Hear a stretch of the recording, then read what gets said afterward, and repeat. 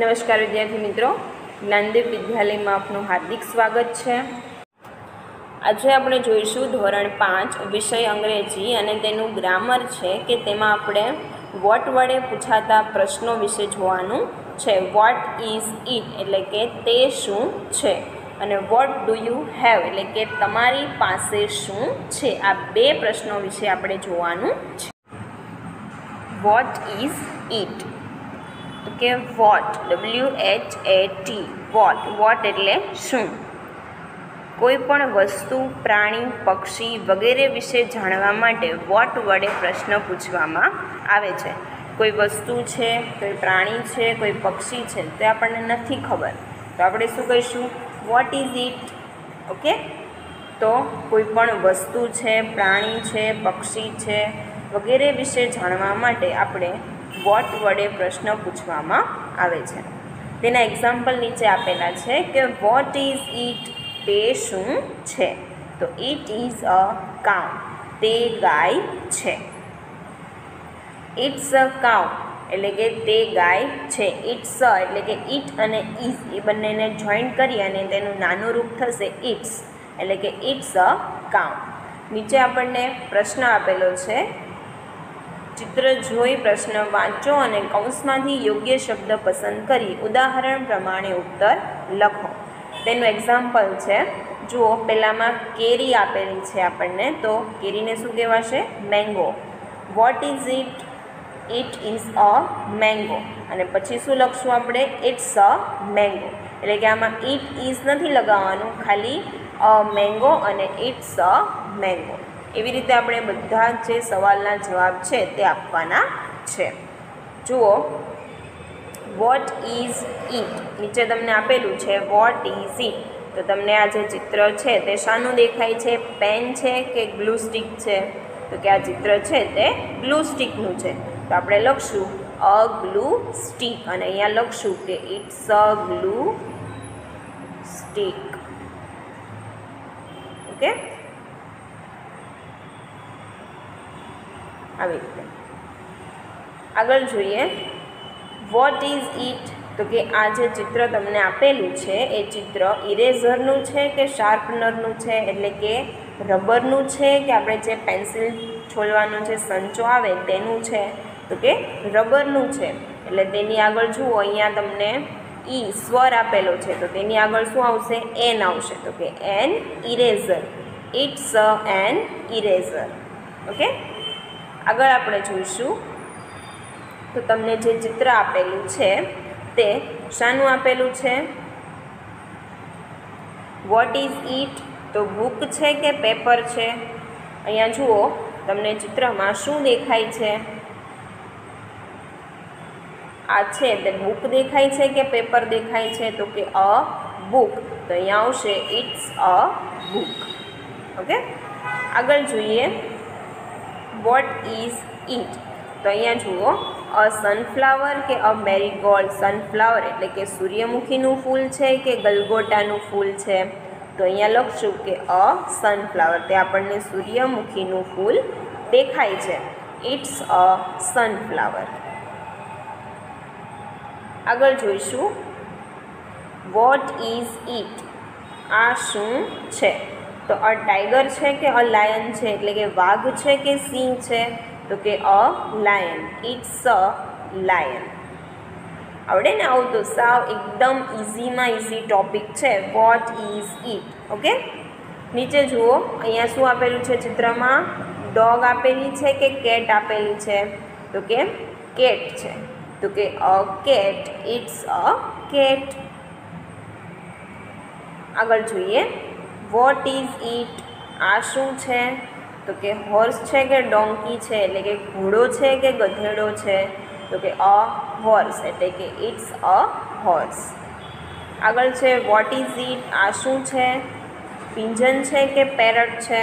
તો શું આવશે એમાં? પેરટ આવશે, તો કે a parrot. It's a parrot. આગળ જોઈએ, વોટ ઇઝ ઇટ આ શું છે? સ્પેરો છે કે ક્રો છે? એટલે કે ચકલી છે કે કાગડો છે? તો આપણને ચિત્રમાં બતાય છે કે શું છે? ચકલી છે, તો લખવાનું કે a sparrow it's a sparrow. નીચે જુઓ, what is it? A jasmine flower કે અ લોટસ ફ્લાવર? એટલે કે જાસ્મિન એટલે કે જાસ્મિનનું ફૂલ છે કે કમળનું ફૂલ છે? તો કે કમળનું ફૂલ છે. A lotus flower, it's a lotus flower. આગળ જોઈએ, એપલ આપેલું છે આપણને. એપલ આપેલું છે, an apple and a cherry. તો કે વોટ ઇઝ ઇટ? તો કે an apple, it's an Apple.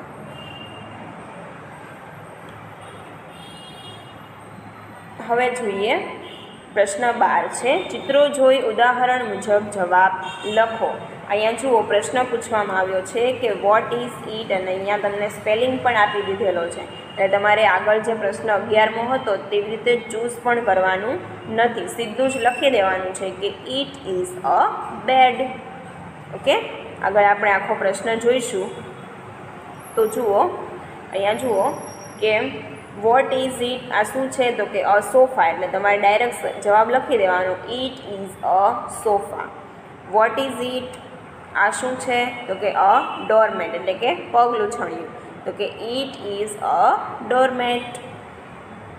એવી જ રીતે નીચેના બે છે, વોટ ઇઝ ઇટ, તો અહીંયા આપેલું છે ટીવી. તો કે it is a TV. Vote is it, a coin એટલે કે સિક્કો. એટલે કે ઇટ ઇઝ અ કોઈન, એ સિક્કો છે. હવે બીજો છે કે વોટ ડુ યુ હેવ, એટલે કે તમારી પાસે શું છે? Okay, what do you have, તમારી પાસે. હેવ એટલે કે ની પાસે હોવું. આગળ જોઈએ, હેવ એટલે કે ની પાસે હોવું. કોઈ વ્યક્તિ પાસે કઈ વસ્તુ છે તે પૂછવા માટે વોટ ડુ યુ હેવનો ઉપયોગ થાય છે.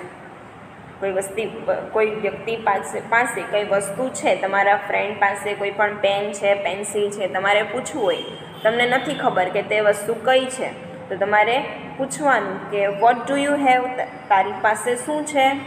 ઓકે, આગળ એક્ઝામ્પલ તમને આપેલું છે. જુઓ, વોટ ડુ યુ હેવ, તમારી પાસે શું છે? તો લખવાનું કે આઈ હેવ અ પેન, મારી પાસે પેન છે. અથવા તો તમને કોઈ પૂછે કે વોટ ડુ યુ હેવ, તમારી પાસે કોઈ વસ્તુ છે અને તમારી પાસે ધારો કે બુક છે અને કોઈ તમને પૂછે છે કે વોટ ડુ યુ હેવ, તારી પાસે શું છે? તો તમે કહી શકો કે આઈ હેવ અ બુક, મારી પાસે બુક છે. આગળ જોઈએ પ્રશ્ન નંબર 13.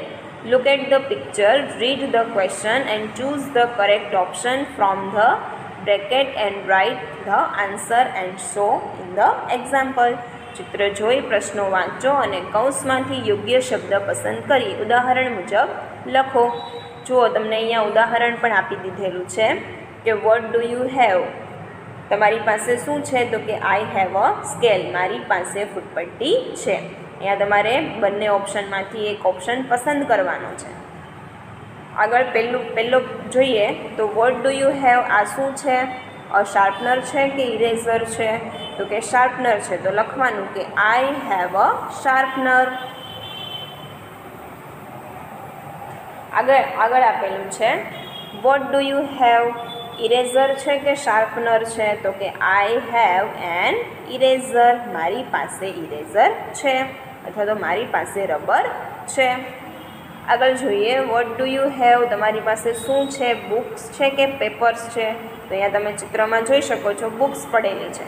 તો લખવાનું આઈ હેવ અ બુક્સ. આગળ છે વોટ ડુ યુ હેવ, તમારી પાસે શું છે? સ્કેલ છે કે પેન છે? તો આ તમને શાનું ચિત્ર દેખાય છે? પેનનું. તો લખવાનું આઈ હેવ અ પેન. પછી અહીંયા છે વોટ ડુ યુ હેવ, તમારી પાસે શું છે? ક્રેયોન્સ એટલે કે કલરનું બોક્સ છે કે પેન્સિલ્સનું બોક્સ છે? તો કે આઈ હેવ અ ક્રેયોન્સ, કલરનું બોક્સ છે. છઠ્ઠું આપેલું છે વોટ ડુ યુ હેવ, તમારી પાસે શું છે? બેગ છે કે બોટલ છે? તો કે આઈ હેવ અ બેગ.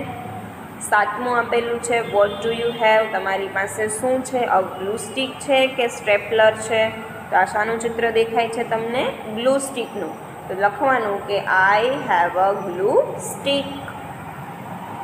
પછી જુઓ આગળ આપેલું છે 8મું કે વોટ ડુ યુ હેવ, તમારી પાસે શું છે. બનાના છે કે મેંગો છે, તો તમને ચિત્રમાં દેખાય છે કે મેંગો એટલે કે કેરી છે, તો લખવાનું આઈ હેવ અ મેંગો. પછી અહીંયા છે વોટ ડુ યુ હેવ, તમારી પાસે શું છે. અ ડોગ છે કે અ કેટ છે, કૂતરો છે કે બિલાડી છે, તો લખવાનું અહીંયા તમને ડોગ દેખાય છે, તો આઈ હેવ અ ડોગ. પ્રશ્ન નંબર 14 છે, તેમાં જુઓ ચિત્ર જુઓ, પ્રશ્ન વાંચો અને ઉદાહરણ પ્રમાણે ઉત્તર લખો. તમને અહીંયા એક ઉદાહરણ આપેલું છે તે જુઓ. વોટ ડુ યુ હેવ, અહીંયા તમને સ્પેલિંગ પણ આપી દીધેલો છે કે અહીંયા તમને ચિત્રમાં શું દેખાય છે. તમારે ખાલી લખવાનું છે કે આઈ હેવ અ પેન, મારી પાસે પેન છે. આગળ આપણે તેના ઉદાહરણો જોઈએ. તો જુઓ શું લખ્યું છે અહીંયા. વોટ ડુ યુ હેવ, અહીંયા સ્પૂન છે. સ્પૂન એટલે શું થશે, ચમચી. અહીંયા ચમચીનું ચિત્ર દેખાય છે, તો લખવાનું આઈ હેવ અ સ્પૂન.